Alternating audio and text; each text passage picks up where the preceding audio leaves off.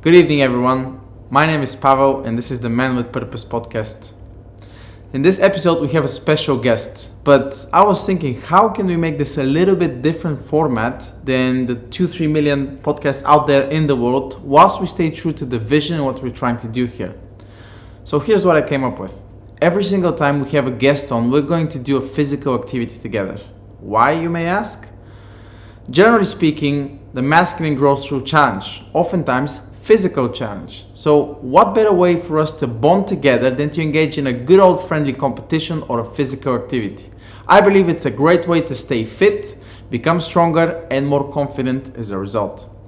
And I think this type of male bonding is incredibly good for building good male friendships. So I think this will translate really well into the episode. Without further ado, here we go.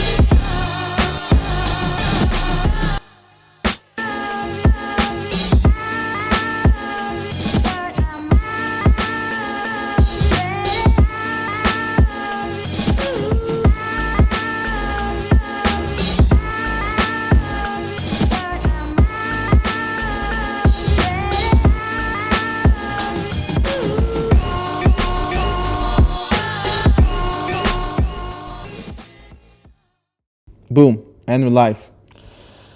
Hey everybody, Pavel here from Man with Purpose, another episode today. Here I'm joined by Adam Slawson. Hello. He is the founder of Plight Club, which is a very exciting project, which I'm sure we're going to dive into. Also, he's a innovation consultant and a black belt in kickboxing. He just kicked my ass, as you guys saw. Thanks for actually going easy on me. It was an ass whooping. So thank you very much for doing this. My pleasure, man. Thank you for having me. And how we met actually with Adam is through the badges of Plight Club. Yeah. I went to this event called Morning Gloryville, and one of the guys I think heard about Plight Club and they actually organize men's circles. And I was like, really interesting. It's Sandy, yeah. Sandy, let's give met him dancing on a stage. Let's give him a shout out to Sandy. Him a badge, So shout out to Sandy. Yes, he was the person who kind of connected us. And then I went to your men's group and we kicked it off from there. And why not to do a podcast? So thanks for doing this. Yeah. I wanted to start. How did you start with men's circles in the first place? How did you found out about this type of work? It came about because, long story short, is that I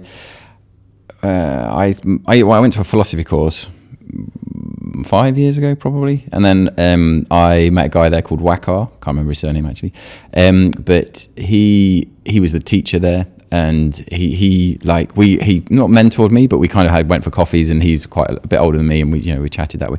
And then he just said to me, he said, "I sense a knot in you."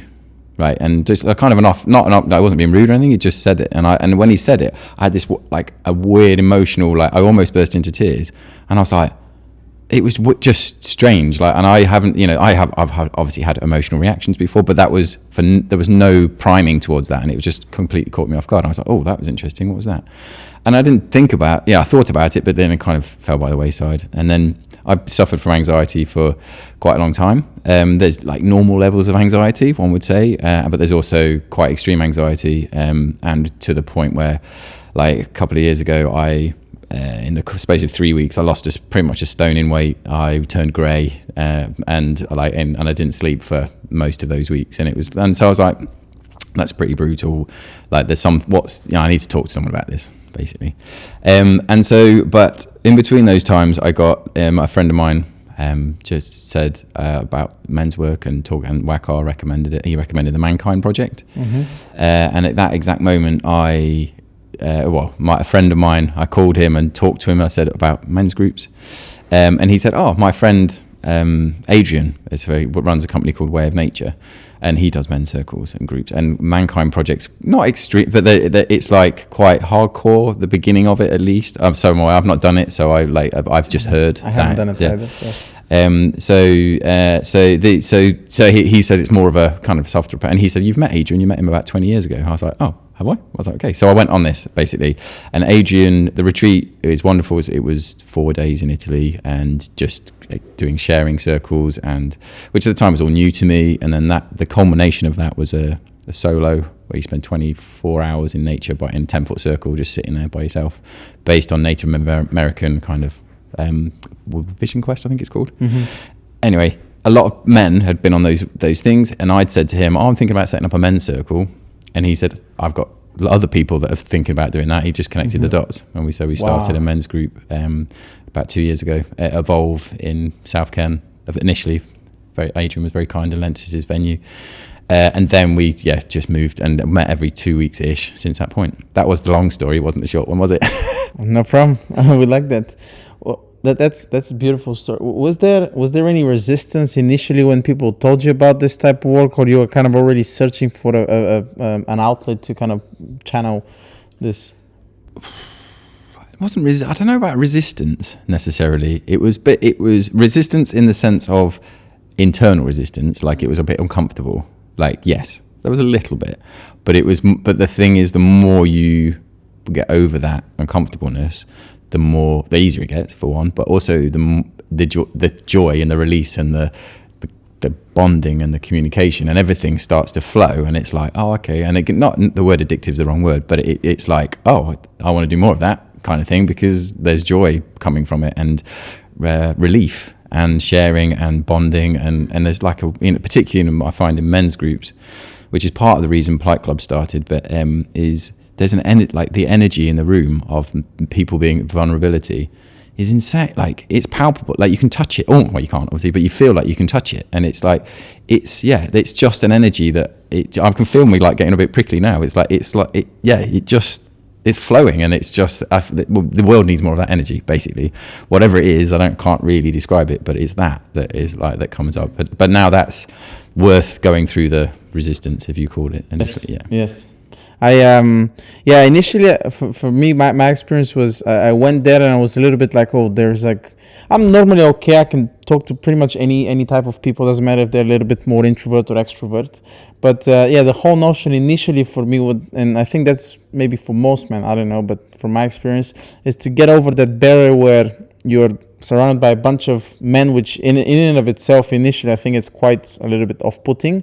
And then the next step further, or the step next to that, is to start sharing and being open and vulnerable, right? That's where most of the resistance, and most of the guys that I spoke with when I used to run men's circles back in Thailand, is that some people will just say, that's not for me, or somehow it's not seen as masculine to share emotions. There's this whole stigma around mental health about that, but the only way, like you said in Plight Club, rule number one is talk about it. Yeah. Okay. And what's kind of been the most common theme whenever you run men's circles? The type of men that they're coming. Is there maybe a certain thing that you see that sticks out straight away for them? Are they feeling super uncomfortable? Are they opening up? What's the experience afterwards? It's just most men come for almost general support, and it's not. There are obviously people. We haven't had anyone in our men's group necessarily that has severe mental health issues or anything like that. And if that is a problem, then I think the general suggestion is they would go and see some people that are qualified to deal with that. Like most men in a circle aren't. There are facilitators that can hold the space, but they're not necessarily qualified, professional to do that. So we certainly don't recommend that. But the guys that come, it's just like support for, guys just had a baby, cook for the guys who just had babies, and obviously that's a massively emotional time. And then they have 2 weeks off or whatever the time, and then they feel, as example, they're feeling guilty because they're away from their family because they're at work all the time, or work, not all the time, but at work. And so they would the idea of the men's group, in using that as an example, is that they might be feeling really guilty, but then when the guys reflect back to them, they say, well, it sounds, the classic thing is, I hear a story of a man, is how you would say it. I hear the story of a man who's working hard to support his family. And the guy who's feeling guilty may just not have thought of it from that angle. And so it's not advice given, it's just support in that general way. Observation, So the common thread is just normal in inverted commas, like life things that happen every day that people don't often, they just kind of don't think anyone cares, or other people, not that they don't care, 'cause that's not true, but as in other people aren't going through the same thing, even though everybody is going through the same thing. And because we're all humans, we all go through the same feelings, we all have the same thing. And it's just, stuff like that. So it's often triggers of periods of change would be a common thread. So obviously baby being one, new job, wanting to leave your old job, not feeling satisfied sexually maybe, or whatever, whatever it might be. That all those topics come up and more. I remember when we had the men's circle with Plight Club. I think it was this Wednesday, and Simon, the other man who was there, I asked him, what do you think work like this is really, or at least from what I've seen, a lot more common, a lot more normal to talk about maybe in the States or in the US compared to where we are right now in England. And he said maybe just people, men don't want to talk about their emotions. Is that what you've seen so far? In other words, also, what can we do to put this in the mainstream, to talk more about these type of things? I think that, I think that support groups should really be men and women together, long term. But it's difficult at this stage. We're not there yet, and I appreciate that we need to get to that point. And also, when men and women are together, they behave differently. Very differently. It's just when men are by themselves or where women are by themselves, it's not, there's no right or wrong there. It's just they do. That's just a fact. And so in order to create a safe space, in this, my only reference is men because I've not been in a women's circle, is that to create a safe space for men to open up, it's easier with just men around in that context, because there's no ego around women. This is a heterosexual, obviously, environment. They're mixed totally, whether it doesn't matter which sexual orientation you are in the men's group. But if women are around, regardless whether you're straight or gay, you still behave differently. I tried to explain this. I tried to explain this to my cousin. I think I told you that, and she just went totally crazy, as if men, it's bad to feel sexually attracted, or just naturally to feel attracted to the opposite sex. Yeah. That's not a bad thing. I think sexuality is at the core of us as men, whether we want to, women as well, or people. Yeah. Exactly. So I think it's a well-known fact that guys start acting a little bit weird when in the presence of a female. And yeah, but then I know this isn't about that subject, but if with men at the moment, I don't think know how to be in that context, because with Me Too movement and that kind of thing, which is obviously very supportive of that movement, but it's you kind of put in a central position where it's what?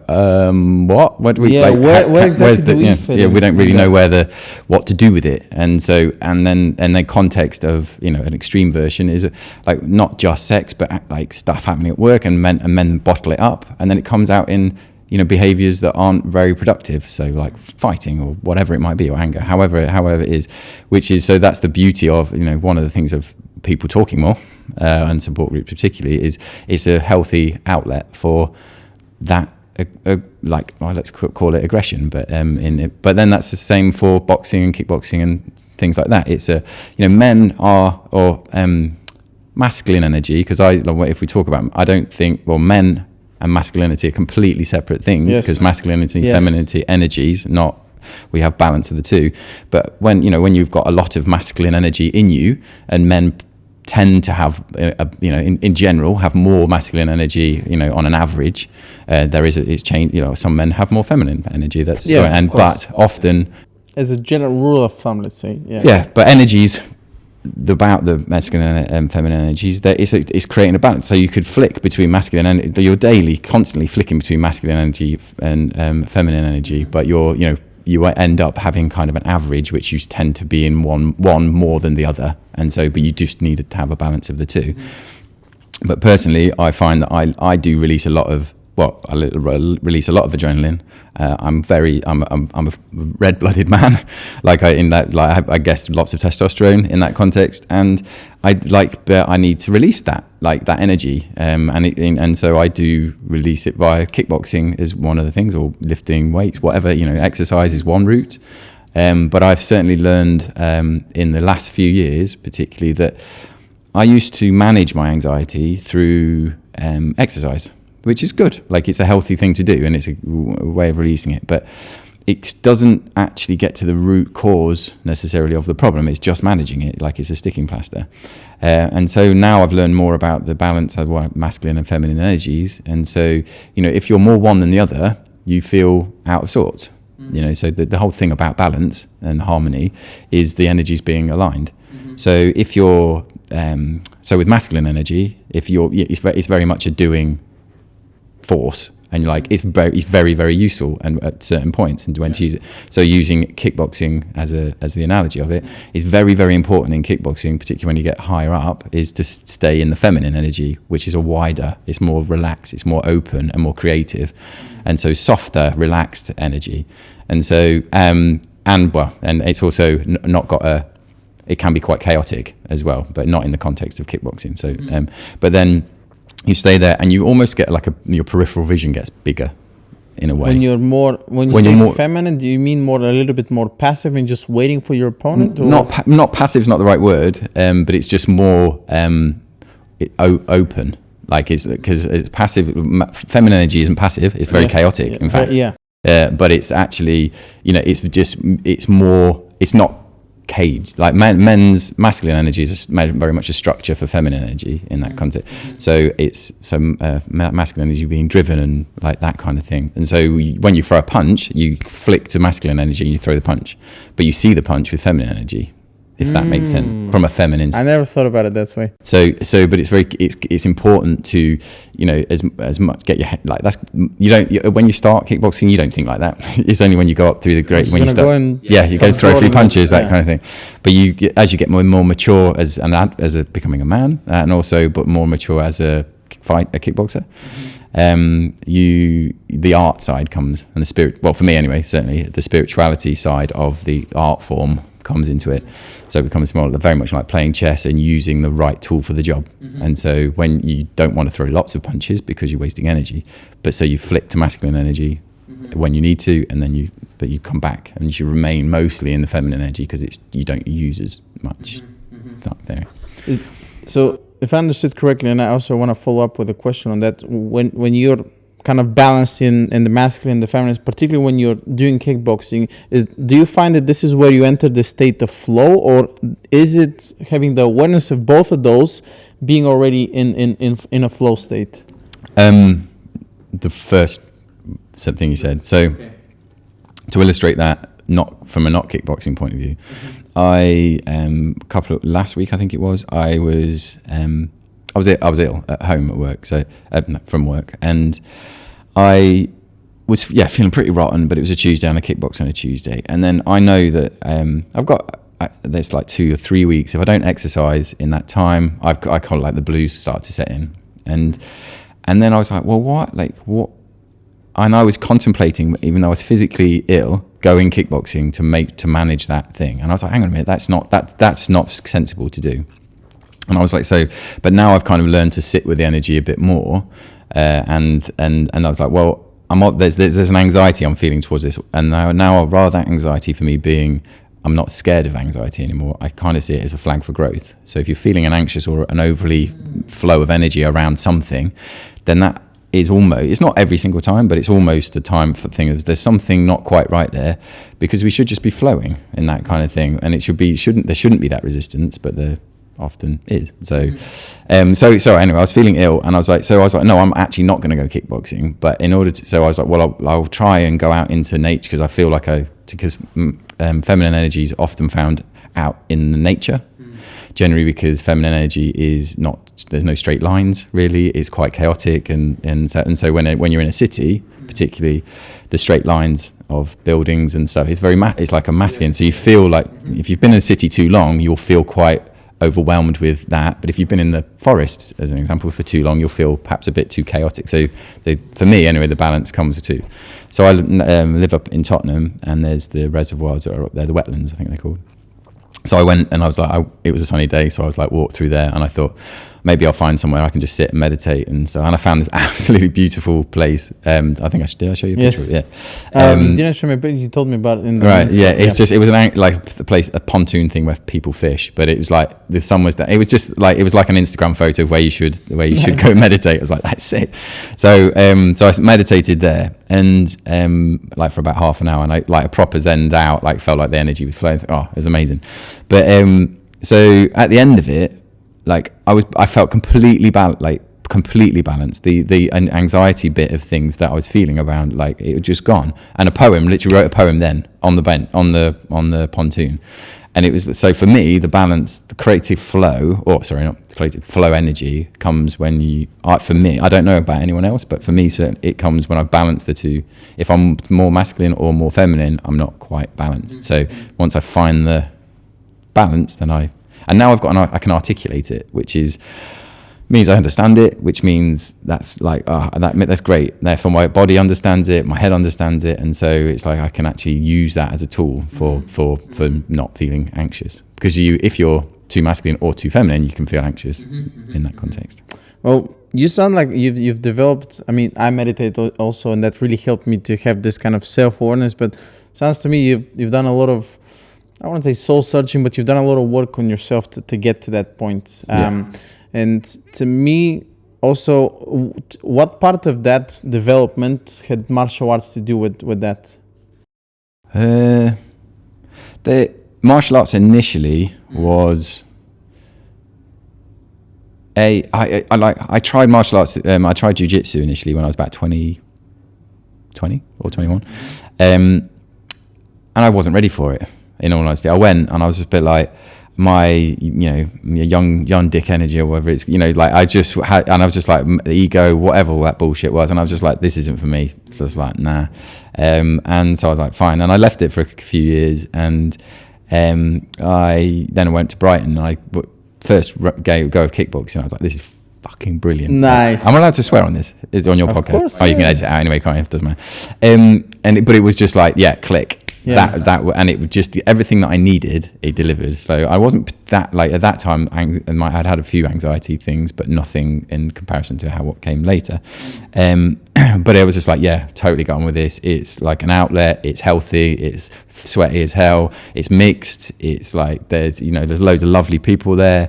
There's something about getting punched that's quite makes you feel alive. And it does, like you become very aware of being your senses and who you are once you get punched in the face, and quite addictive after. And it's just like, and fitness wise it was like, okay, this all ticks lots of boxes, and so I started regularly doing it, and it was a lot of getting over getting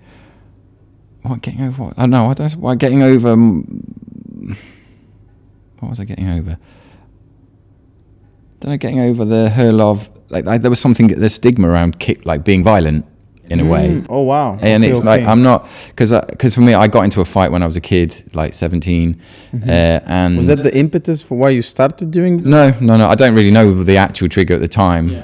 I can't, but it was all around this stuff. But I got into a fight when I was 17, and I definitely lost my temper, because I remember someone saying, the last thing I remember someone saying was, get him off him before he kills him. And then I don't remember what happened between that and like however many seconds later, but he arguably, the guy knocked the guy out, and I'm not saying this in any ego. This isn't something I'm not proud of in any way. It was a mate of, it was a mate. It was actually a mate of mine. It was a stupid childish argument about card game. All this stuff, but he hit me first, so it was just like, I actually went outside and I said, I don't want to fight, but if we're gonna have a fight, you're gonna have to hit me, and he lamped me, and then I lost it. I just totally lost it. Well, it was just like, and so I hit him back, and I'm not sure who, like in the fight, he lost on the day, but I certainly lost long term because I scared the shit out of myself. Like I really did. I was just like, and I've not since that point never lost my temper, which is ever. So you kind of got scared of you, my own anger, this like shadow. Yeah, my shadow part of me of like, if you know that anger that came up is never come up, and part of, anger is an emotion and it should be expressed in a healthy way. Like, you know, if you're angry, you can be angry, express that you're angry. That's fine. There's positive ways of doing it. If you keep it locked in, it comes out in unhealthy ways, like any emotion, it does. But I didn't know of all this, like, and it took me 20 years to realize that. And it's like, I processed that with my therapist. And, you know, I cried about something that happened 20 years ago. And I was like, that's what? And so that was kind of a trigger for me to do breath work about other things. And I was like, but it was such a lovely, the guilt of what happened and the weight of it has been with me for that long. And I didn't know it. I didn't know I was carrying this bag. And I just felt like I dropped this weight and I dropped this bag. And it was lovely, beautiful. And I can't remember what the question was now. Sorry. It doesn't matter. No, but but it was around that. But yeah, it was something. So the fight, that was what it was about. So the thing of getting over and it was a subconscious thing, but there was resistance about going kickboxing because I was like, oh, okay, that's a violent, in inverted commas, thing to do. Oh, that's why you kind of felt maybe a bit of shame and guilt because of what happened there. That's why. And I didn't know at the time. I can only say that now. Like when I started, of course, I had no idea. Yeah. But I went and I put, and it was a love affair from that point, I guess. You know what? This maybe sounds controversial, but I think, if not all, like majority of men should do some type of martial arts, just because it trains them to tame that inner shadow or like unhealthy way of channeling aggression, right? Because everybody has it, right? Whether you see like a meek introverted guy, he probably has a bit of very aggressive energy in him, but only shows out probably in the inappropriate context. I get it. I see your angle, but I'm not sure if I agree. I think everyone just needs an outlet, whatever the outlets are. Okay, so if not everyone's cut from I'm me, and like not everyone's cut. Like certainly not. But some people are more physical than other people. Some people are not so physical. Some people are quite. They don't. Some of my mates don't suffer from anxiety. They're like, I don't get it. Well, I don't know what you're talking about. But like, I'm listening to you, but I don't actually suffer from that. So. But I find that if there's other ways to express your emotions, and this is all what it is really.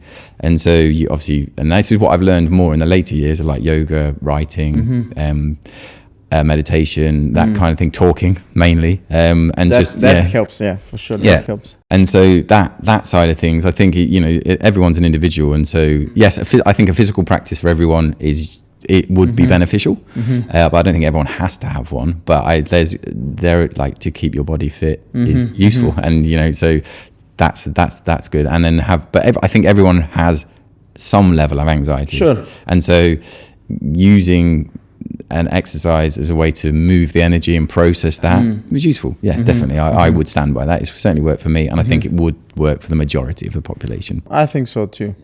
Maybe it's just me seeing, I think there's even with you, and maybe it's just my point of view, but every single time that I go to, let's say, jiu-jitsu or boxing or kickboxing or Muay Thai, whatever the case may be, for the most part, I end up seeing men who are very kind of grounded, as opposed to, sure, every now and again, you're going to have the bully who has the ego. It's like, okay, let's go and smash this guy. That quickly disappears when you're in a martial art. Because that gets punished, and then you realize. Punished is the wrong word. Sorry to end that, but it's just the person who has it quickly realizes it's a route to getting punched in the face. Because you lose your temper. Yes. And if in a fight, if you lose your temper, you've lost. There's no if and or but about that, because you're not thinking anymore. And as soon as you stop thinking, you aren't in control, and you are therefore vulnerable, very vulnerable to. For a more experienced person will just pick holes and just hit you when you're vulnerable, because you're not thinking, and you can see it. Someone will switch, but that's what I like. It's very real about. I mentioned before about kickboxing is once you get punched, your primal brain switches on, and you either freeze or run away, or you fight. As people saw in the video. Yeah. And so if you go at that point, and so it's like the thing about.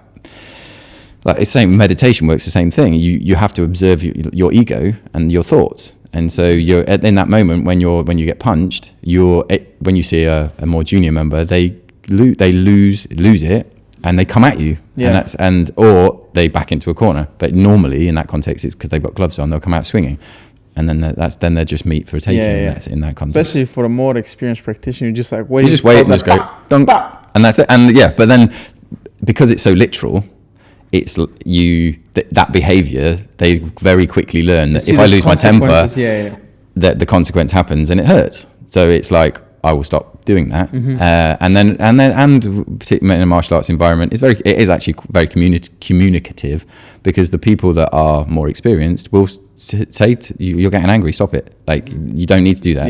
Like, this is part of the process, is that you just need to witness yourself getting angry. But people get angry for many, many different reasons, and a punch just amplifies what it is, and it just comes out, and it's like, so at least you're in a safe environment, and you're around people that can handle. You make a little bit like a men's group, in a sense of you make a safe space for that behavior to be to be okay, and to be witnessed, and then you hold a mirror up to whatever's happening, and you go, look, this is what's happening, and this is the effect of what's happening.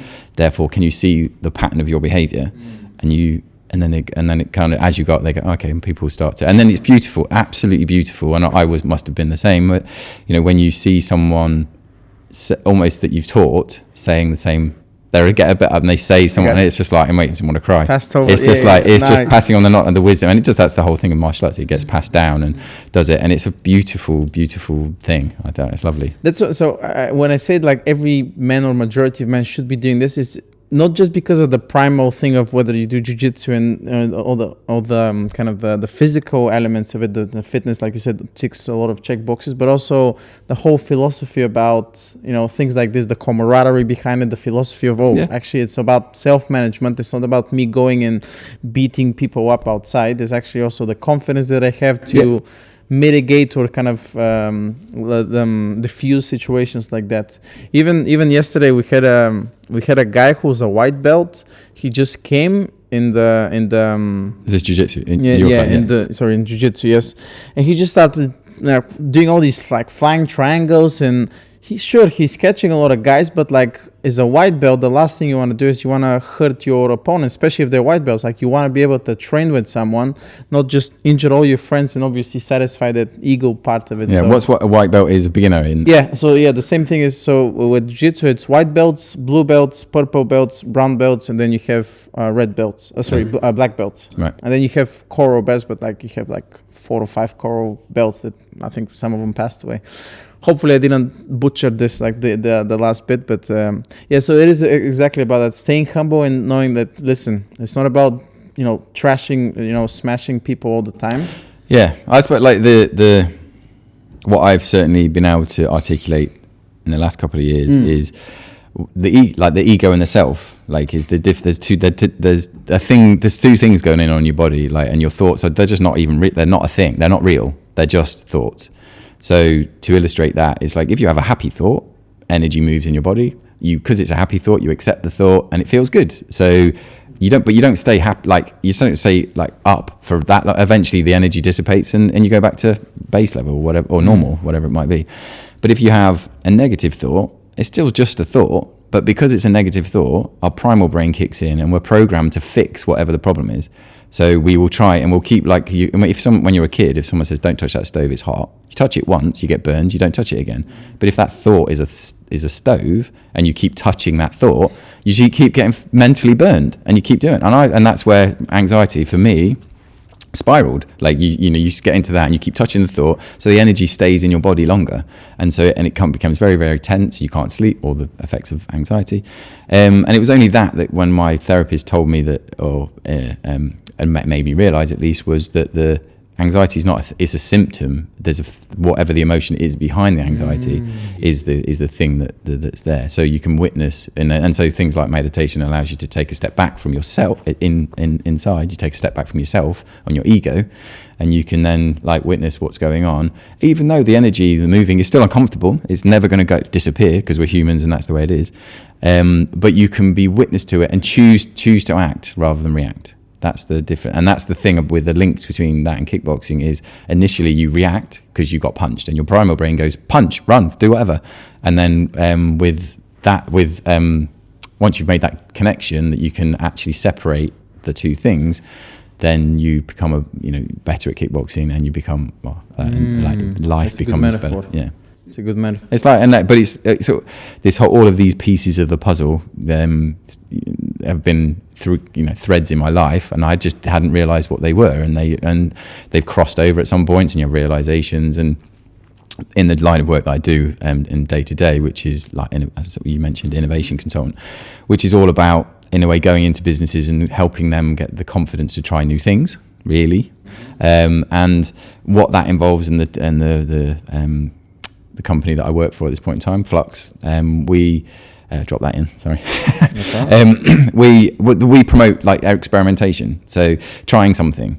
But the thing with trying something new is you don't know, you're going into the unknown, and naturally the unknown is scary, and so you have anxiety comes up, or emotion starts to move, and so the idea is like, what's the smallest baby step you can take that pushes you enough, but not too far, so you do it and you go, okay, and so your confidence, as I use the analogy of a tree, so your confidence grows like the rings of a tree. You just take a little baby step, and then your comfort zone's a little bit bigger, and then your comfort's another step, a bit bigger, and before you know it, a bit cheesy, but you've got a solid oak tree that's there.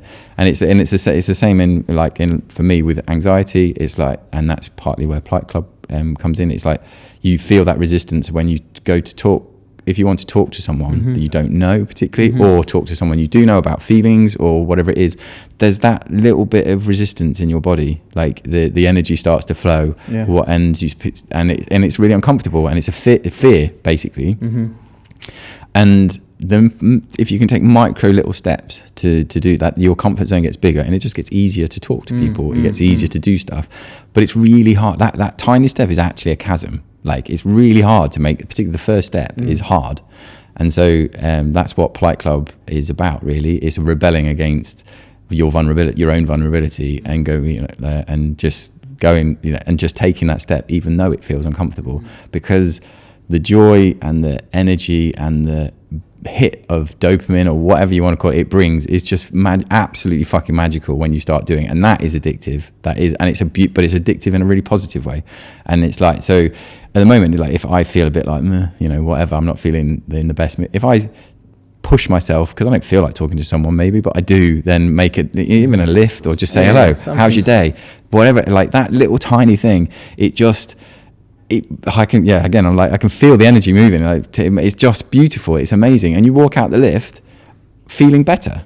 And I've had a comic chat with you, and they probably, or you don't know, but they probably feel better. And it's like, but you're just standing there and normally it's like, oh, they probably don't want to talk to me. They probably don't. And then your ego kicks in, and in a chat, and it's like 9 times out of 10, people are very willing to, if you say, how was your day? They will tell you how their day was, and because then someone's interested in me. It's great, and you have a lovely conversation. And I've built over the last 6 months to a year loads of little relationships just by and then the energy flows, and it's fucking lovely. It's like that's what this is about. We need to do more of it. Well, I know I love doing more of it, and I want Plight Club to be that. Like if you are a member of Plight Club as such, it's the whole point is like you're being brave and talking to other people, talking to yourself, so you have an internal conversation for sure, which is all what we've just talked about, and learning that and taking the step, because by the nature of taking the step to talk to somebody else, you have had a conversation with yourself. You will have to, and there's no way around that, because you will have got over that resistance, and that's brave, man. It's hard, but it's brave, and it's like that should be commended. And I think that's what and I'm absolutely honoured to wear, even I did come up with it, but the badge of Plight Club, I wear it as like I feel it's a thing that I'm putting myself out there. I'm vulnerable, and like there's like Brené Brown's thing, the power of vulnerability. It is fucking huge. It is amazing, and the world needs more of it, definitely. I can so relate to what you said about, I don't feel like it. I don't feel like, sometimes you wake up in one of those states where you're like, oh, I just don't feel like talking to anybody. Call it depression, call it anxiety, whatever label you wish to put on that. Call it a bit meh. That's what I feel a bit meh. Exactly.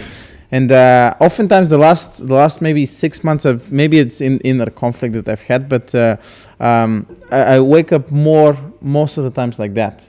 And I know that, okay, I know what the route to get out of this is. Start talking to someone, like really just change the state. And exactly that, the moment I put myself out there, like you said, with this, like, even though it to me is like a chasm to do, it's like a micro step. Just say, hey, what's up? Yeah. And then that trickles into a conversation. All of a sudden I'm like, oh, okay, I'm good. Yeah. But on that, like what I've tried as a practice recently is, so you'll fit that meh feeling, whatever you want to call it, if you just relate it to energy, and that energy needs to move, right? So I used to be, I'm a thinker. My job is to do that strategically, and I spend a lot of time in my brain. And at some point in my life, I seem to have disconnected my head, and not completely, obviously, but like I've always trusted my gut, but I listened to my thoughts far too much, you know? And so I overthought things and I think it's probably a common thing that quite a lot of people do. But with practices like meditation, dance practices particularly, you move the energy. Yeah. So you like if you're feeling very like, oh, it's all in my brain, which is, you know, you can go into chakras if you want to, but sure.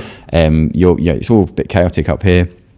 If you dance or talk helps, but a physical thing, even just like doing 20 press-ups or just doing something to move the energy, it makes you feel better. So my thing at the moment, I've created this playlist of some songs that just make me feel like make me want to move my body. So I'll be in the morning, I click it on, and then I just, even if I'm just like shaking my hips or doing what, you can just stand there and shake. Like it sounds a bit odd, but you can. You just stand. There's practices you do, and you just literally shake your body. If you're feeling not very like energetic, like your head's a bit blue or whatever you want to call it, just shake your body for a bit, and you'll feel better. You will feel better, and it's amazing. But it's more fun if you dance. Well, for me anyway. Like I've shaken on a dance floor before. Shook, that's the better word. Yeah. Shook on a dance floor, and it's great. It's fucking brilliant. It feels amazing. But then again, you come back to the inner chat of your ego. I was like, oh, people are looking at me, they're thinking this, and it's like, no one gives a fuck. No one cares. Nobody cares. No one cares. Everybody's the style of their own movement. Yeah, right? For sure. Everyone else is thinking what you're thinking. Yeah. And and this is like the more you let go, and I'll arguably open up and be more of yourself and the true who you are, more light you shed on the world. You give permission. And imagine in a room if Morning Gloryville is an example. And hats off to Neil and the people there for that, because they're a wonderful thing. And everyone that goes into Morning Gloryville has gone through the thing of everyone's looking at me, everyone's feeling blah, blah, blah, but then they've all pushed through it, and the amount of energy in that room is just insane. Afterwards, and you come out absolutely buzzing, and it's amazing. Like of all the dance experiences I've had, which is I have had them, the one on other facilitated, shall we say, and that knocks them out of the park. That is so much better. Like it's just fucking brilliant. You feel electric because you've got over this hurdle of your ego, and it's like you're dancing and you're doing it, and it's just it's beautiful. But you can just do the point was, I'm rambling, but the point was that the mini version of that, you can just do that in the morning. That's what I practice at the moment, and it's great. You just move. It's lovely. We're animals, aren't we? We're supposed to move. Like if you don't move enough. Yeah, the psychosomatic connection between brain and body being one, and that's why I started, doing bioenergetics, which is exactly about that shaking and getting into your body so much. One affects the other. Yeah, but animal, someone explained it to me. So when an animal is shocked, it shakes. Exactly the same example. It's like that. Yes. But when we get shocked, someone says, "Oh, have a cup of tea, calm down, and stop shaking." It's like, no, leave us to shake. Shake, because that's your body getting the shit out. So just keep shaking. Leave them to shake till it naturally disappears. But you can create that shaking in your body and process past emotion. This is a revelation to me. I didn't know all of this, and I've only discovered it in the last 6 months. That you can actually do breathwork practices, and I'm going to drop in hellolove.org because the breathwork that they do there, I've been there a few times. And it's, how'd you spell that? HELLOLOVE, hellolove.org. And they Stuart there, and I can't remember his partner's name sadly, but they're doing it's great, it's wonderful, and it's the cheap, like they do a £40 first session, and they teach you how to do it, and then you can go afterwards, but you can upgrade that from £41 to a 5-class pass for £100, so you pay £60 more, so you only get 20. It's only £20 a lesson. And of all the meditation that I've done, and that you go into very deep, like initially I've cried in there. I've had and released emotions. I've had some more intense ones in Thailand, same process, but different story. But these is like a if you've got something on your mind and you want to kind of get rid of it. And we just, over the course of our lives, particularly like we store a lot of trauma. energy, trauma in our bodies, like a file of. I didn't really know, like it was literally particularly apparently in your hips and jaw. Like I've ground my teeth for a hell of a long time. That's why I get dislocated jaw yesterday. Yeah, it's mad. And so I like all this, and my jaw actually in those sessions has actually popped. Like it's like I can feel the tension going. Which and this is I now understand the science behind it, and it's it comes from a spirituality background, but it's scientific. Actually, it is, you basically raise the vibration of your body, in paraphrasing, and you access the feeling that is stored in your body, and then because you're in the same vibration, it lets it go, and you either cry, or I've had one where I've cried and then laughed, or and laughter and crying, technically the same thing. We've just associated laughter with happy and crying with sadness. But it's just but it's just body releasing emotions, and it's just that is just amazing shit. It's just brilliant. Actually, pretty much similar to these bioenergetics practices that I started doing. So they say the science behind it is all about getting charged and releasing this charge. So the whole exactly like this. Man, I found this so I started crying afterwards. I was just yelling, screaming afterwards. I just burst into tears. It's weird, isn't it? Yeah. But the practice of going for to men's groups and stuff has I now have I understand what being emotional means. Like I think men. How would you? Well, so men. So when I think it's more for women. I'm generalizing a little bit here, but. Women can say that. I've often heard women say to me, I'm feeling emotional, and I've been like, okay, fine. I'd never even thought about it particularly, but normally I'd be like, oh well, I'm happy, I'm sad, I'm whatever, I'm an emotion at any given point in time. But I have often been emotional but not had a word for it and understood what it meant. But being happy, sad, whatever, angry, all these things all at the same time. And for men, we don't have the language around that. And to therefore express what we're feeling. And so with the thing about particularly support groups, which is is the ability to be around like-minded men that are more experienced in that world, or at least I've become experienced in it, but I wasn't when I started, for sure.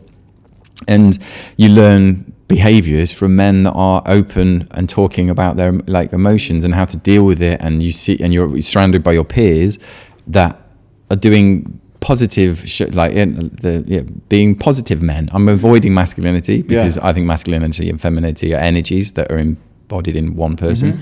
So men being the way men that is, and they're showing examples of how it is to be like visionary masculinity, arguably, of showing you expressing your feelings or expressing the energy, and then there's visionary femininity, I suppose, where you're expressing the energy and in that way.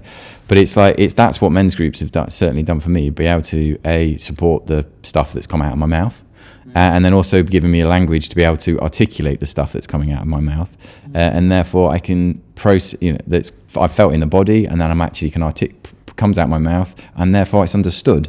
And as soon as you understand it, you put a label on it. Humans, it's just like, it's not so much of a bother anymore because I've hung a label on it. I put it in a box. I get it, and it's like, and it's a relief. It's relaxations. And I've had friends of mine that have come to the group and come once, and he was like, it's not, and it's respectful. It's up to you. Sure. It's like if you don't want to come, you don't want to come. It's fine. Forcing it. Yeah, for sure. But he would totally everyone would benefit. Every person would benefit from the thing, I believe, of sharing.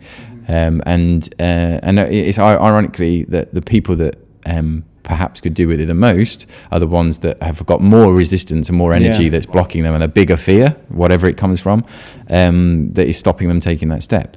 And so the reason I started Plight Club is because that if you genuinely have like a mental health problem, there's lots of support out there. Sure. There is, and you can get it if you Google it and do all those things. But to admit to yourself that you have a mental health problem, apparently if you go to AA as an example, one of the hardest things to admit is to stand up and say, I am an alcoholic. Yeah. So I admit to myself that I have a problem.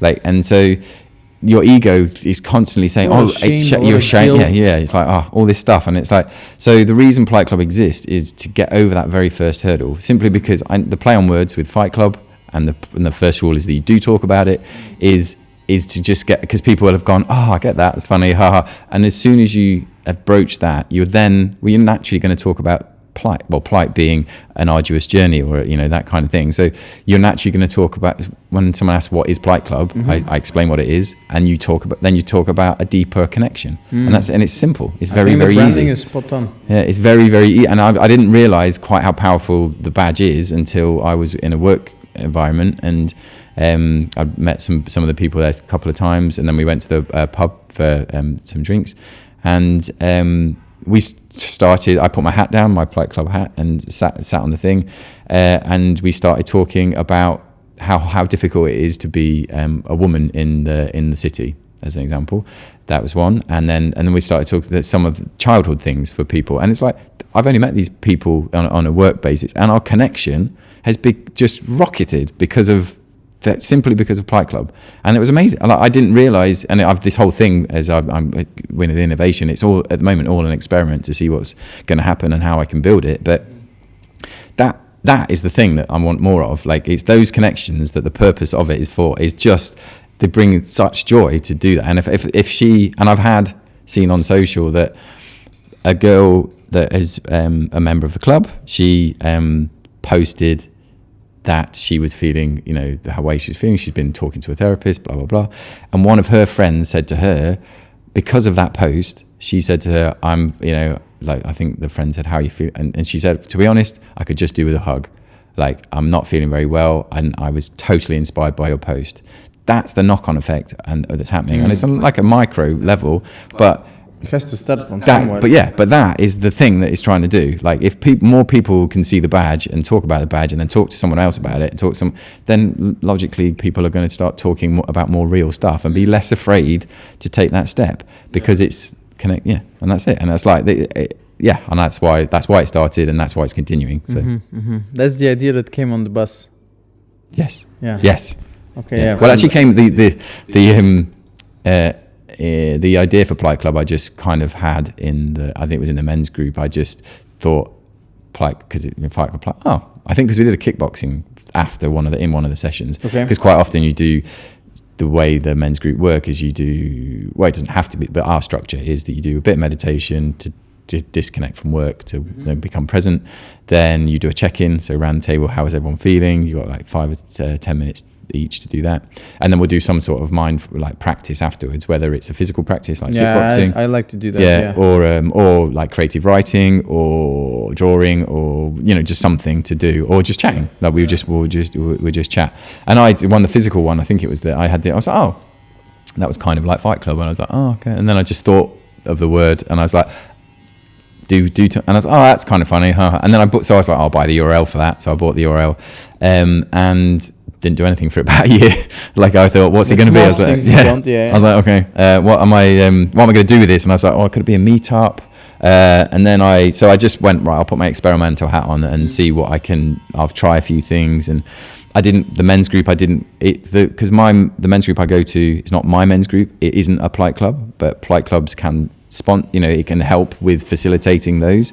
But it's a men's group, but I didn't want, because I had the idea, I broached it with the guys, and I just didn't want to be like, this is a Black, so therefore I don't want, it's not that, it's a communal, so everyone's involved, cooperative, I suppose, but everyone's there, and they bring their own things to the table. There's no leader as such. And so I didn't want to kind of feel like I was dominating the space, and so I was like, okay, what else could it be? And then it all started with the clothes and the thing. It's like, and then it started, I had the idea of the Plight Club talking stations with a friend of mine, Judah, respect to Judah, because he runs In-House Records, who is an in-house prison record label, an absolute dude, doing very, really good things for the prison system. Like, good behaviour's up like 500% on his program. Wow. It's just fucking brilliant. So him and I were chatting, and he was like, when I talked to him about these things, and he's like, well, why can't anything become a talking station? So I was like, so anyone can download the talking station poster or the thing, and you stick it. If it was on this coffee table and we were actually having a coffee, we didn't know each other, I'd read that and it said Plight Club talking station, and you're like, oh, okay, what's that? And it literally says on it, why don't you just introduce yourself to whoever? And naturally, if you'd both read that, you're going to feel a bit weird without talking to each other, aren't you, really? Okay, so it encourages, it's just facilitate conversation. And it's like, we shouldn't need them. We shouldn't really need them, but we do. Like that's the way. Like we need a nudge to get off our phones for of one. course, that micro thing, right? Like Yeah. you said, that small step. Yeah. But we've the technology. I'm not a fan of. I use a mobile phone. Not really a fan of it. Don't really. Two. Well, I have two. Well, work one and the reason for that actually is because to disconnect from work and that's a good one. Because I used to work for a fashion company and I used That's why to. you dress so. I'm like under the dress. Yeah, but I used to get loads of emails, like, and I was just, and managing a team, I had to disconnect. So I just like, well, this phone goes in a drawer and I don't get onto, unless you're on fire, as a joke, like to then call me on my personal phone, but like everything else can wait until Monday. It's like no one's going to die, so it'll be fine. Boundary to set up. So I set that. That's why I have two. It's a ball ache to carry two, but But I think it's good for the mental health. I think okay. But what I feel that technology has enabled us to do is we think we communicate, but it gives us an easy get out. We were talking before, humans we are inherently lazy. Like we will, and me included, like if I'm hungry and I don't like using single-use plastics, but if I'm really hungry, I will buy something in single-use plastic. Path of least resistance. Because and that's shit, but it's part of being human at times. And I could resist it, but I could go hungry for a long time and blah, blah, blah. But with mobile phones, it is so easy to get your phone out and just look at it and not talk to anyone else. Like, so on the tube, you just head down, you look at people all around. Well, I do it too, of course I do. But like, you look down, you engross, and you see, I've sat opposite, like, I'm single at the moment, but I've sat opposite women on Tinder, or Bumble, I think it was, who I found attractive, and I wanted to talk to them, but I didn't want to interrupt them because it's rude, and they didn't look up once. Like, and we could, like, the irony there is just a bit like, okay, well, and I've done it as well. I've caught myself on doing the same thing because it's killing time and fine on the dating apps, flicking through, which I'm not on anymore, to be honest, because they suck. But they, and so I was flicking through, and then all of a sudden I caught myself and I looked up, and there's someone that's like, I could have just spoken to that person. Yeah. And it's just, that's I suppose extreme example of the point, but it's so easy just to sit on your phone and go into your safe world because it's safe there. You don't have to extend, you don't have to feel vulnerable, you don't have to do that. So why do it? But that every time you don't take that step, it just logs, and it's like, and so when it comes to taking a step, it just becomes bigger and bigger and bigger. So if you keep, it's like a muscle. Yeah. You don't exercise it. Yeah.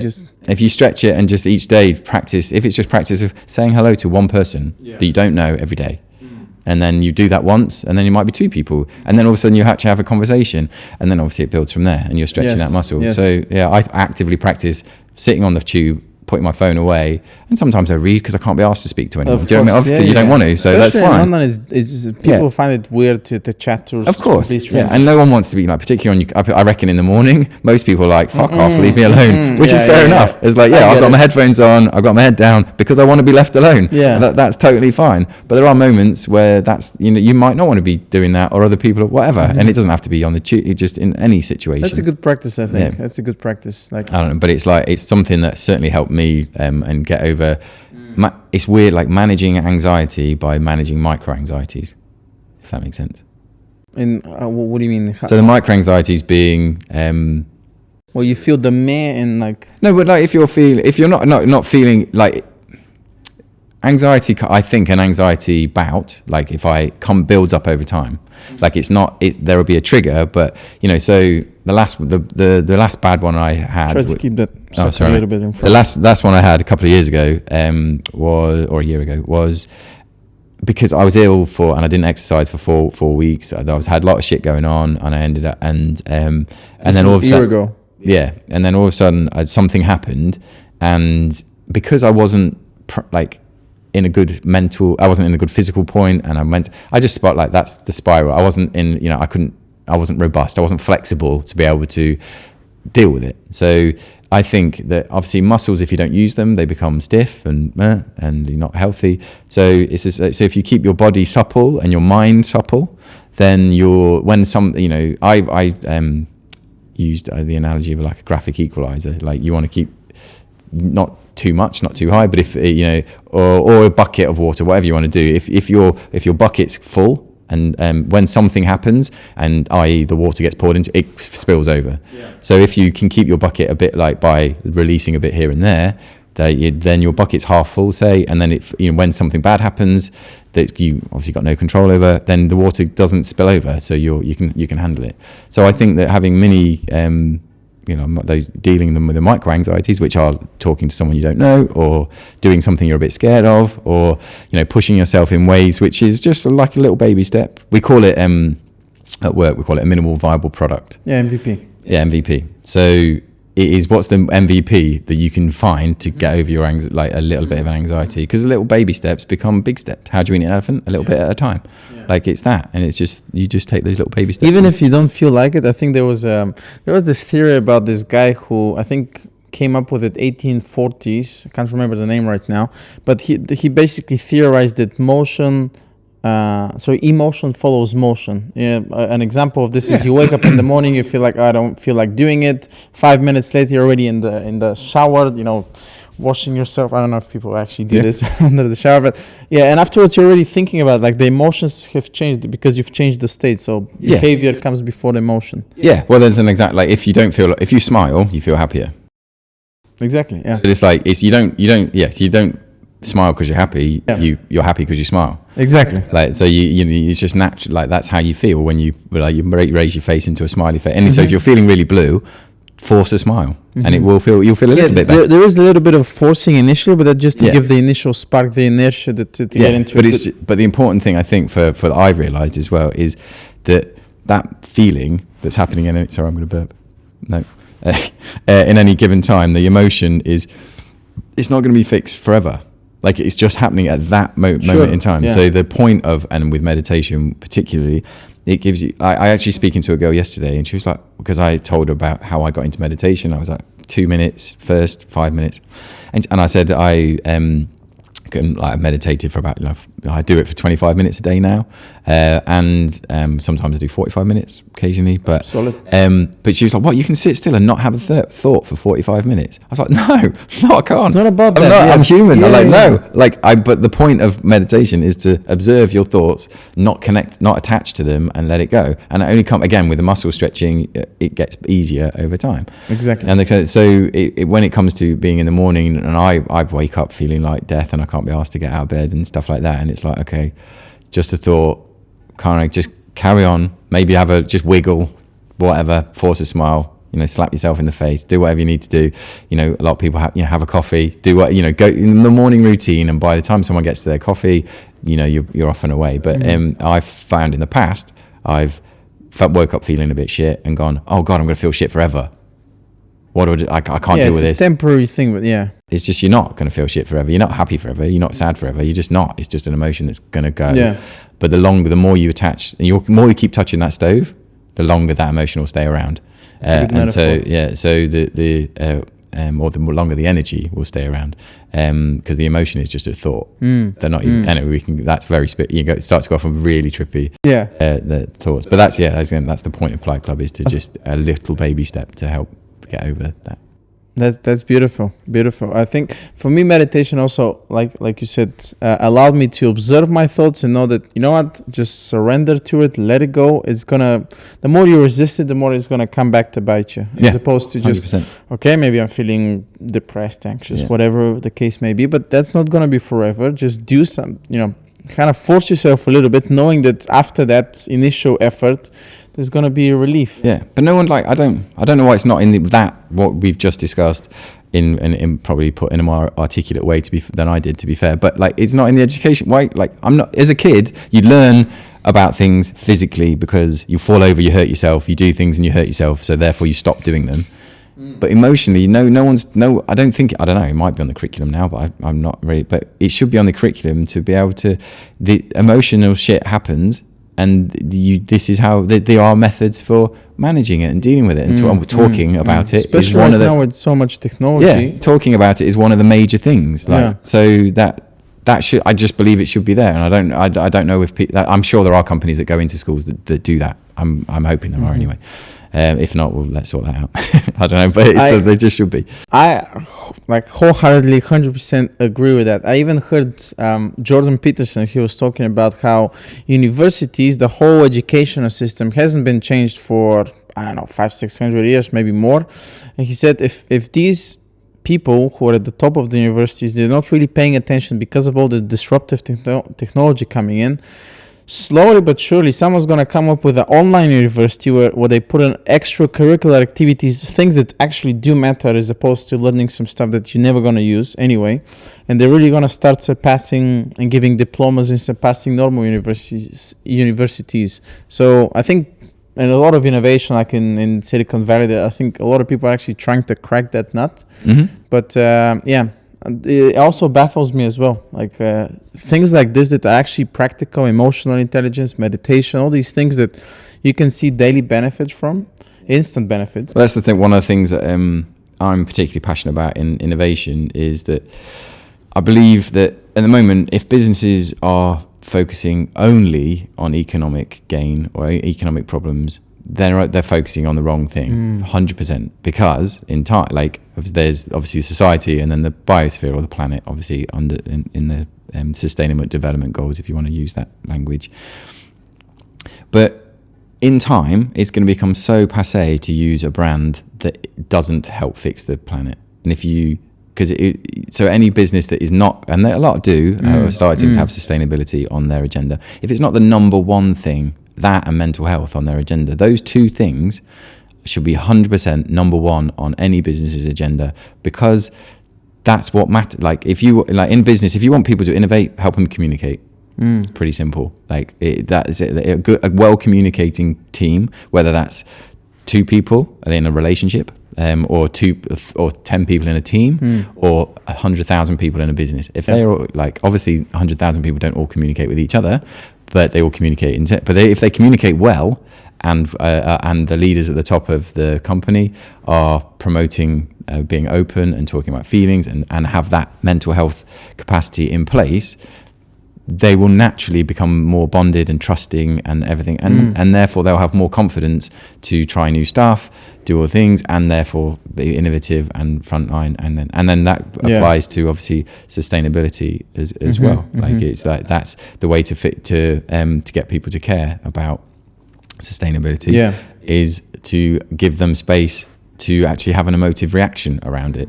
Like some people have had the emotive reaction around the subject matter because of the damage it's doing to the planet. Right? And so agreed that it is having a massive effect on the planet, and it does, but it doesn't, for me, it doesn't have I don't have the physical reaction to that. I have a mental reaction to it, and I understand that it's bad, but it hasn't actually affected me yet. And it will, I'm sure, and then I will have that emotive reaction. But at this point in time, one thing I don't like doing is wasting my time. Like, because and so who does really? But and so when I'm in the consultancy and doing my job, if I'm working on a purely economic gain, I see what you mean. It's a waste of time. You are wasting your time, and you're paying for wasting your time. And it's like there's no point in that. Let's concentrate and fix the real problems, which is probably communication within your company, and probably let's put sustainability and mental health bang on the top of your agenda and fix that, dude. But that's something that what I'm doing more of, Flux are doing more of, and hopefully I'll call out all management consultancies to do more of it right now, because if they're not, that's where everyone should be at. And it's like there's a big enough slice of the pie for everyone to help everyone and do some real good for that. And we are in management consultancy and in innovation, we're at the forefront of making change, and we make change in people's mindsets around innovation, and it gives them confidence to try new stuff. But that's at the point where you should be planting seeds around sustainability, around mental health, around those things, because people are arguably vulnerable. They're in a point of change at that, and it's like they should be it's a good time to educate people about that subject matter, so they then genuinely care, and then they can take that into the business as a whole. Dude, I think you're spot on about making it central mental health and sustainability. I think if we're not making this word, I know it sounds fluffy and I sound probably like a fruitcake, but if we're not making this world a better place, or if we don't leave it as a better place, like, we're wasting time. Like, especially right now with all these things coming up with plastics, or I don't know, coronavirus, or whatever is happening right there. Yeah, well, it's just we're a product of our own doing. There's a fancy saying for that, whatever it is, but we're a victim of our own success, arguably, would be one way of putting it. It's like the way that the way success and happiness is portrayed in the media, on Instagram and all those things, is that the more shit you have, the happier you are. And that's utter bollocks. It's just bollocks. The more connection you have with other people, the happier you are. Definitely. There's like, you know, and the less shit you have, the happier you are, for sure. And so we don't, like, it's a bit of a paradox, because with businesses, they are generally making stuff. And we don't need more. We don't need more stuff. Like, the world doesn't need more things in it. I heard a horrifying fact the other day that apparently the average American household has, if you take a product as moving something from its natural state thing, whatever, like the plastic being oil before, to a thing, the average American household, how many products do you think an average American household has? Like plastic, or just overall? Yeah, amount of products that a man have made that are in the house.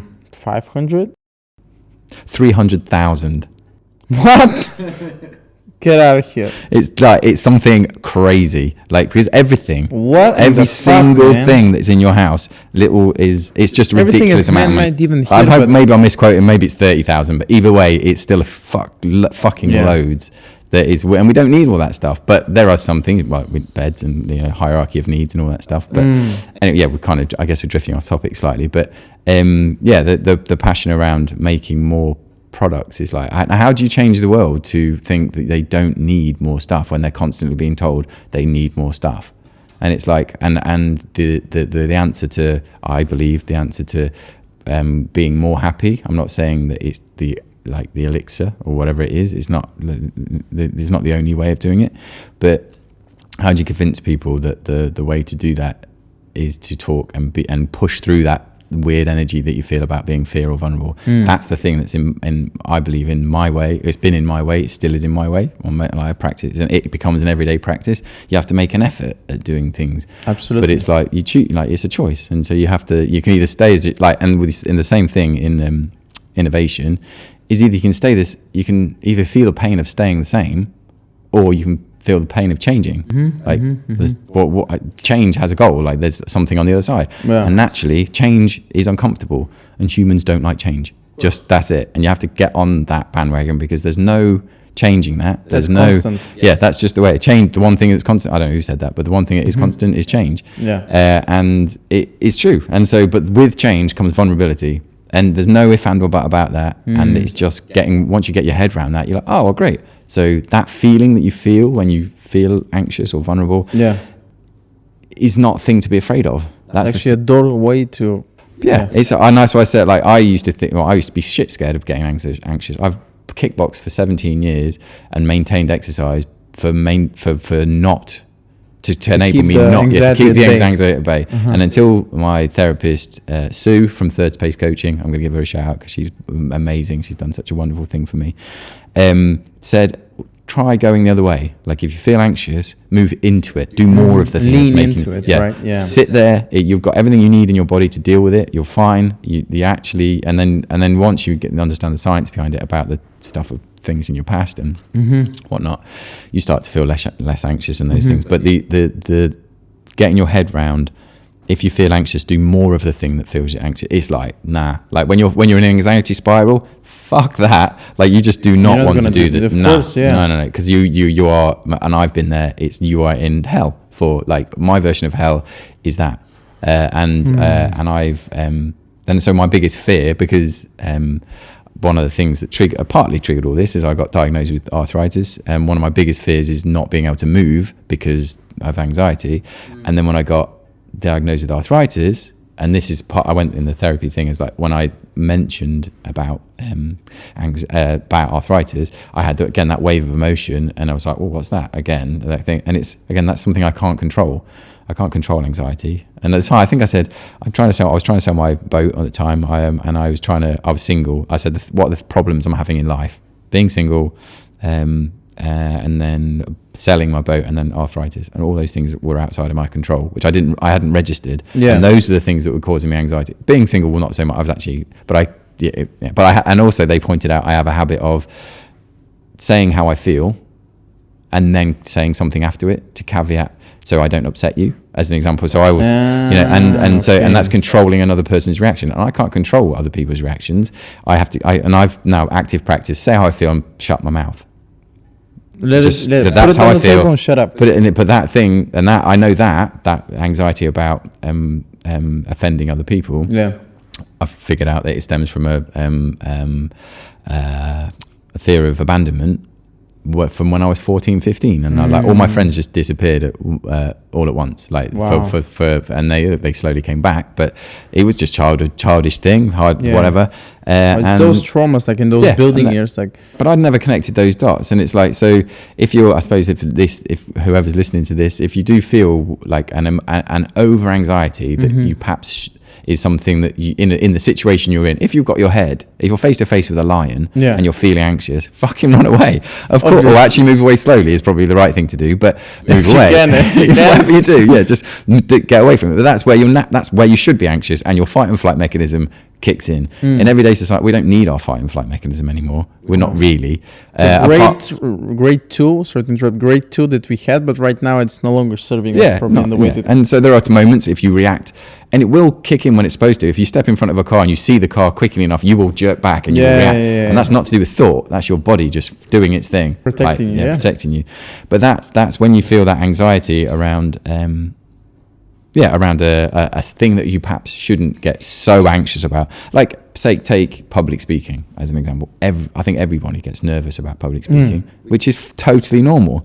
But some people, and myself included, you get really overly like you can't, to the point where I can't do public speaking because and it's like, well, no, like that it's because there's something that's happened I'm not a psychologist, and I'm not those things, so I'm not qualified to say 100% it is, but what's worked for me is the thing. And if they're just flat, like they highlight flags for something's not quite right there, and I liken it to the operating system of a computer. So if the memory of a computer is not working correctly, you defrag it. Then defragging of it is just moving things, and you're making things so that the information can flow more easily. And so I believe that humans store emotions just like a computer would store files. And so if you need to sort out the way you're thinking and your operating system to make it work properly, and I've done this, I'm still doing it. As I said, it's a constant practice, is to defrag, there are mechanisms and stuff out there. Breathwork's one of them to help, and therapy and talking that way. And actually, so the long and short of it is that the talking and helps you process these past emotions and or at least brings them from your subconscious to your conscious. And once you've done that, you can't shut that door again. Like, they're in your conscious, and your conscious will sort it out over time. But there are ways to arguably speed it up the process, I guess, if you want to call it that, of going to breathwork and things like that. There are other practices as well, but breathwork has worked particularly well for me on that context. For me too, yeah. Just oftentimes I'll tell my friends I do breathwork, and afterwards I'll do probably like 5 or 6 rounds, like Wim Hof. There's different techniques. And afterwards I just burst out crying, just out of gratitude, just like, wow, I'm alive. And small things that you. But it gets better, doesn't it? It's like when me and friends have talked about it, is that it's like layers of an onion, and and it's one of those. I remember at my first breathwork session, I didn't cry or anything, but I had some very kind of like, they press on you in certain points, and it was really like they were sticking. It's like they were sticking a knife in, but they were just pressing their finger on, and that was enough for me to go, that's weird. So I was like, I'll do that again. And so the second time I did it, I was like, well, I'm not getting the visions. It's like, it's not really working. And I was like, but then I just relaxed. Arguably, I just gave up. I just went, oh, fuck it, it's not working. So I might as well just give up. You gave up, okay. But then as soon as I did that, I properly relaxed, and wasn't trying to solve the problem. And that's stereotypical in like men, particularly like, well, let's fix this because that's what we like. That's what certainly me. I've been a problem solver, and I fix stuff. That's what my job. Like, I get it. And sometimes the best way to fix something is to do nothing. The best way to fix it is just to leave it, and time will happen, and relax. But that for me was very difficult to swallow. Very counterintuitive. Yeah, right? It's really difficult to swallow. Like, I see a problem, I fix it. That's it. That's how I used to work. And now I often see a problem. It's like, nah, I won't do it. Like the way to fix that problem for sure is not to do anything. But that's took a lot of thought process and training to do all those things. But the point being is like the thing about the breath work is the more you just kind of let go and don't get disheartened if it doesn't work straight away. Just keep trying. I suppose that's a metaphor for life, isn't it really? But you kind of just do it, and the more it's paradoxical, but the less you try, the more it works. Which is counterintuitive thing, but it works. But for guys, particularly, again, I'm speaking stereotypically, but it kind of happens. Yeah, a lot of guys, particularly like our thing is we fix. That's what we think our job. Well, either off our subconscious or we actually do. We like stuff fixed in boxes, masculine energy, more predominant masculine energy, whereas being in the feminine energy where it's all chaotic and whirly and there is no control, there's no those kind of things. I want to definitely say that this is nothing to do with men and women, to make that categorically clear. I mean, listen, there's going to be people who try to twist all of this. Me and you, we know that there's a clear distinction between the two. So there's no need. Like masculine and feminine. People are going to interpret it their own ways. If they're looking for something, they're going to comment. Okay, but it's masculine and feminine. I suppose as an active practice, putting yourself out there and whatever happens. Absolutely, fine, get it. Yeah, but masculine and feminine energy happens in each individual gender. That's the way it is. Part of us. And so, but I find like I've moved myself from predominantly being in the masculine state to predominantly being in the feminine energy. Not fully, but like, because obviously there's a bit. How does that manifest in behavior, let's say? I'm more relaxed. I'm not trying, like, my thing that I worked with, the topic I worked with my therapist was control. Like, I'm not a control, like people say control freak, but I'm not. I was never that, but I certainly like to know the plan. I like to know where I was going, and like not obsessively, but like structure and things like. And now I have, particularly in the last 6 months, actively, and it was really hard to go the other way to that and say, well, what can I choose here to be more out of control? And it's like that. Like I think I lost a relationship because of that, probably because I was trying, and I did explain it, but anyway. But that practice really works, and I now, but life will just take its course, and it does, and but it's a really uncomfortable place. It was initially a very uncomfortable place for me to be, and now I love it. It's great. It makes every day really exciting, more exciting, because you don't know what's going to happen. You're not trying to. You're just doing. You're being yourself. I feel I'm more my true self now than I have ever been. Like I'm acting from a place of honesty and just saying how I feel. And I used to say I thought I was saying how I feel, but I also would say how I feel and not wanting to upset the other person. So I would throw something additional. But I'd say it in a certain way to not upset the apple cart, which kind of masked how I was feeling or whatever. But now I and it's still hard. It's very hard to, and because I hate upsetting. Practices, as a martial artist. Because if I upset someone, then that fear of abandonment thing kicks in. Like it's still there, but now I'm aware of it. So like I'm going to say, this is how I feel, and say it. And then whatever happens on the other side is that. And I never say anything. Nothing leaves my body in a mean way, ever. Sometimes it gets taken the wrong way or whatever, and stuff happens, but I'm not responsible for that. But I will, if I do upset someone, I'll do everything I can to relieve their upset. But sometimes you say things and people don't visibly get upset, but they obviously go off, and there's not like that. You can't do anything about that.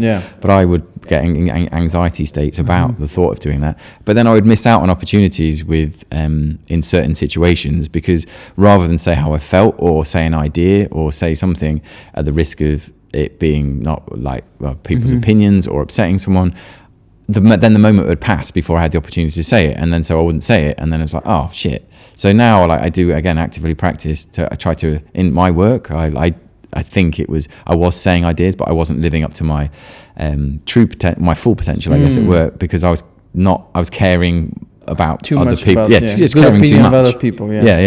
So now, I've tried to slowly rebrand myself to be a bit more, and I think whatever. The term people use is hippie, but I don't. That it's fine. You're like, I don't want to like label people, but spiritual people are branded as that, which I think isn't needed. But I'm very proud to be one. So that now, if that's what we want to the box, people need to put it in. But yeah, at work, I think people consider me quite spiritual and a bit kind of woo woo, but I love it. It's great. But I think that comes with a certain stigma. Like when I hear hippies, for example, I think about people in the 70s where love's gonna save the world. I think love will save the world. Absolutely, so I agree with that. Absolutely. Totally. That's a topic that's gonna take us a whole podcast to kind of try to unwrap. But I think that's a more conscious version of. You're like a great example of that. You can be incredibly spiritual. You can be incredibly expressive from what I've seen so far. But at the same time, if shit goes down, you can be able to diffuse it or approach it with a certain calmness. So you know what, I can probably kick some ass here. Yeah, and that's a great. I think that's a great balance between. But I think it's the if you go back to the energies, it's using the energies at appropriate moments. Exactly. Like, so there are right and suppressing one and. Yeah, and in the line of, if I compare, in my job, you have design. There's a design thinking process, which is a common process in innovation. It starts with the customer, yes. ideas, testing and learning, in short.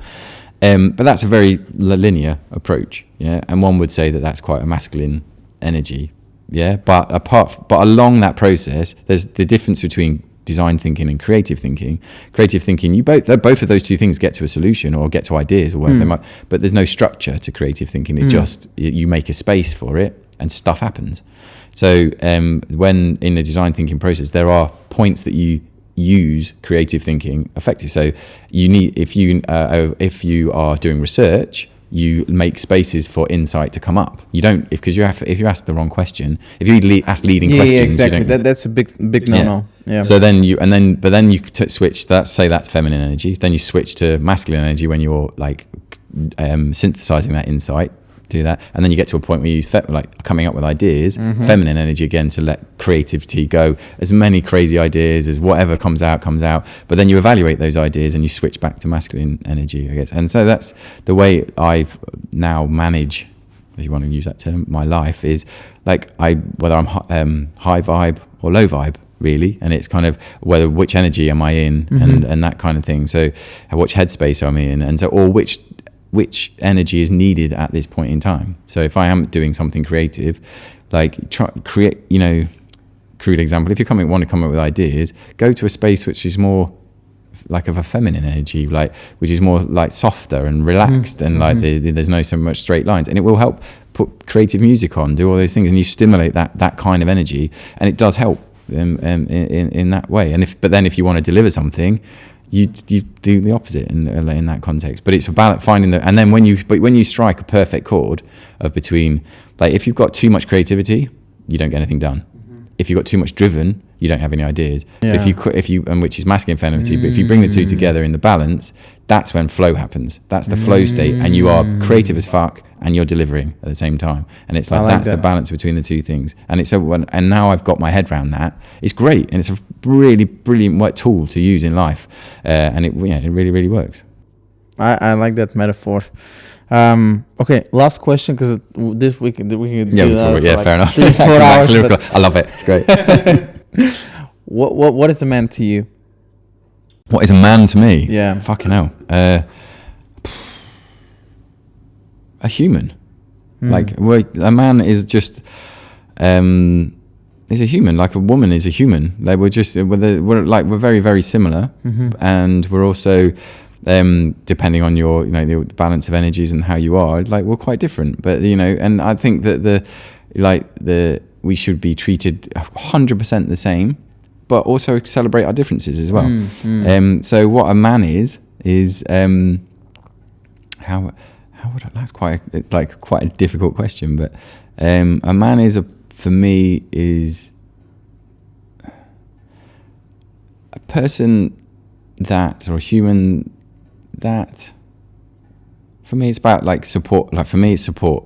It's supporting others, caring about others, and being a guide almost, and therefore caring about other, like particularly say, just use the example of children or younger men or less experienced men, or however you want to put the term, is the sign of a true man. I don't really like the term man and woman, because I just think let's just call each other humans. But anyway, man is there for I want to have a responsibility, and I choose to have the responsibility to be an example, or try to be an example that to other humans, or and the next generation, or whatever it might be.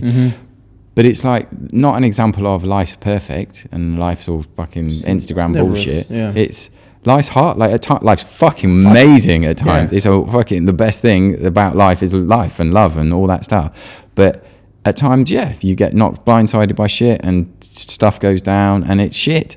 But if you don't have the shit times, you don't know the good times. So, but it's helping people and supporting your partner or your team or your children or your whatever. And that's for me in a way visionary masculinity. I think like masculinity has had a bad rap for quite a long time. And so the term toxic masculinity has come out in the last, I don't know how long actually, 5 years, maybe longer, which I think that's amplifying the problem, which is fair enough. It's brought it to the fore, which is great. But it's like if you had a term like visionary masculinity or whatever, that is actually amplifying the solution, because you can go into businesses and highlight what's wrong, or you can highlight what's great. And so you can amplify what's great, or you can change what's bad and make it. So why don't we try and fight there are men out there, and I believe that most humans are doing the best they can with the cards they've been dealt. Absolutely. 100%. And some people have had a shit deck of cards for whatever reason. And I think that the job of a man in what does a man mean to you is to be there and support and show the differences between the man and there are differences between men and women. Absolutely. That's just the way it is. But and they're both fucking amazing. They're beautiful. Doesn't and that's mean one is more or one is less. No, for sure. But then that's the beauty of what, again, coming back to the end, is harmony. Like men and women, masculine, feminine, like the thing of yin and yang. It's all about the two coming together, the union of the thing. So for a man, it's kind of providing balance to the whoever your partner is, whether it's man, woman, whatever, that scenario. It's just playing that role to keep balance between the unity between two people or three people, if you 4 people, however you want to live your relationship, that's fine. But just bringing your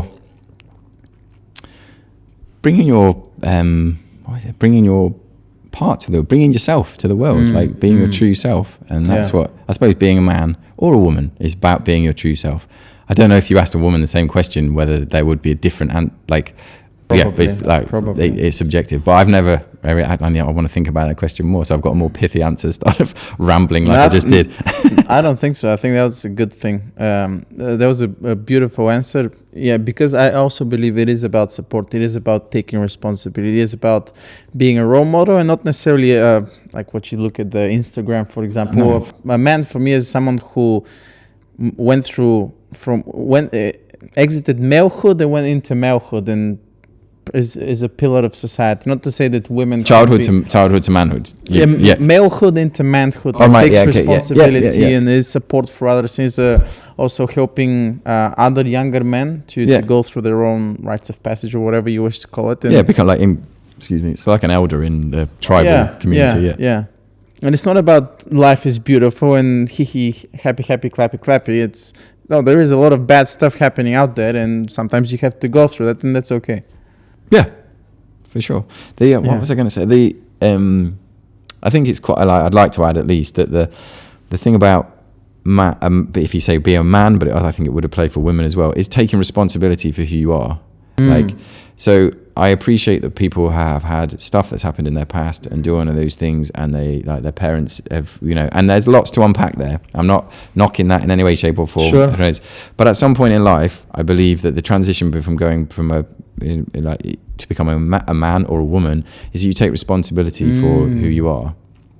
And one of the ways of doing that is like when people say I can't do this, I can't do that, or they blame other people or other things or other situations or what. It's like, no, that's not it. Like you've got you're to say, a victim. You're giving away. Like the term I've heard is you're giving away your power. Yes, it's an incredible. As soon as you take responsibility for it, it's a very powerful, in a positive way, force. It's really, really great. But I think that's connected with the difference between being a boy and a man is that when you flip to being a man, you take responsibility for who you are, your place in the world, what you give to the world, and you choose to act rather than react. Like there's a big difference between those two things. And so it doesn't, the boy and man, just because you get older doesn't mean you actually flick that switch. It doesn't necessarily happen. There are lots of there's lots of old men or men out there that are still boys, definitely. And I've been a boy for a long time, like, you know, and of course, and I believe that, and I'm proud to be who I am, and I'm proud to be a man. But I take responsibility. If I fuck up, it's on me. It's on me. It's not on the past. It's not on my situation. It's not. That's exactly what it comes down to. Yeah. So, but then as soon as you take responsibility for something, the pain ends. That's I don't want other people to think that it's just easy like that, because that's not an easy thing to do. But in a way to say, the suffering ends. You hit the bottom of the depth, the bottom of the dip, because you admit there's a problem, and then as soon as the next step is you're step on.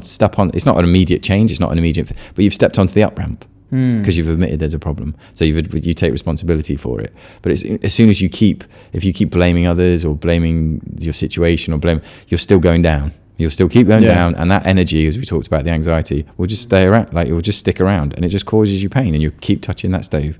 Keep touching that stove, and until you go, okay, I'm going to do something about this. I'm going to make a change. I'm going to take a step forward. I'm going to talk about it. I'm going to do whatever. And as soon as you do that, you are on the up ramp. And then it might take a long time to go on the up ramp to get off. That's fine. You know? But fine. But you have made that transition, and I think that's the difference between boy and man, or girl and woman. Yeah, I remember about this quote. Maybe we just wrap up with this. It went something along the lines of, boys do whatever they want, but men do what they're supposed to. To what extent? To some extent, I think there is some truth to that. It's not the whole truth, if you will, in the way you described it. I think you put it much better than I did. But I think there's a bit of what you're supposed. I think part of being a man is particularly acknowledging your inner child as well, like you know, and being playful. And I know there's something that happens in relationships, I think, as well, is like when you can start being stupid in front of each other and like silly, and you're like that's a bond of trust, because your inner child starts to come out. And I'm a childish man. I won't swear, but I'm ridiculously childish, like, and I love it. It's impish behavior, and it's like I'm mischievous. I like doing all those things, but then there are moments where it's like it's not appropriate to be a child, even though my child perhaps does come out in inappropriate moments, to be honest. But it's like but as part of being like honest and taking responsibility for yourself, it's not forgetting that inner child, because as soon as you start to die, arguably, and it's like the spirit of stuff disappears. And so in order for you're like to be a man, or be wise, if you want to use those connections between being not so wise when you're a child to having more experience being a man, is to acknowledge that you are a child as well as that's kicking off in your body. Have fun, be like playful with it, and that's where there's lots of great energy there. And it's like, it's not because the thing, what is a match like response, what you're supposed to do, which is, I get the phrase, but it sounds like it's a lot. There is responsibility with being a man, of course there is, but there's also responsibility of being a woman, but there's also the moments in life where you fuck responsibility, just go for it. And it's again, I suppose the word just comes back to balance between the two things. And that's where I know personally that I feel I'm not necessarily trying to achieve happiness, because that comes and goes, but trying to achieve balance is the right term that I would use, like energetically in life. And like, if you have too much stuff, not balanced. You have just enough stuff, balanced. Like too little stuff, in the sense of like you don't have enough clothes, that's probably the only thing, and a roof over your head, that's the only thing you really need. But then that starts to become a problem. Like after that, then that's fine. But it's the balance is the key word, I think. Perfect. I think that on that note of balance, maybe we wrap this up. Did you have fun? Yeah, man, it's wicked. Thank you very much. That was sound, man. I loved it. And if people want to find more about Plight Club, where do they go? Plightclub.co.uk is the most of information on there, and there's a shop on there and stuff, and that's where you could download the talking stations as well. And Instagram is Plight Club HQ on there. So that would be wonderful. And support, if you can support the cause by buying something, that would be amazing, because that's what it needs to keep going. But if you at this point in time aren't in the situation where you can afford it, that's fine. But just to have a conversation with someone, talk to someone. If you want a badge, I will gladly contact me on ice cream. Contact me on Instagram, and I will or email me because it's through the site, and I'll sort out a way of getting you a badge. That's fine. But just start. Excellent. But just start talking. Try, and just that fear, that feeling. It's not a bad feeling.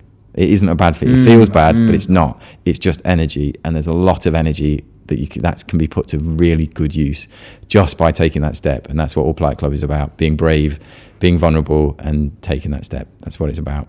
Nice. Thank you, brother man. And thanks everybody for tuning in and listening. Make sure to support this cause. Plight Club, Man with Purpose. Subscribe and leave a comment. And if you really want to be brave, go and share this to other people and other men to actually see. Sure. And women keep talking. To see that. Keep taking steps. Yes. Yes. Cool, guys. I see you in the next one. Peace out.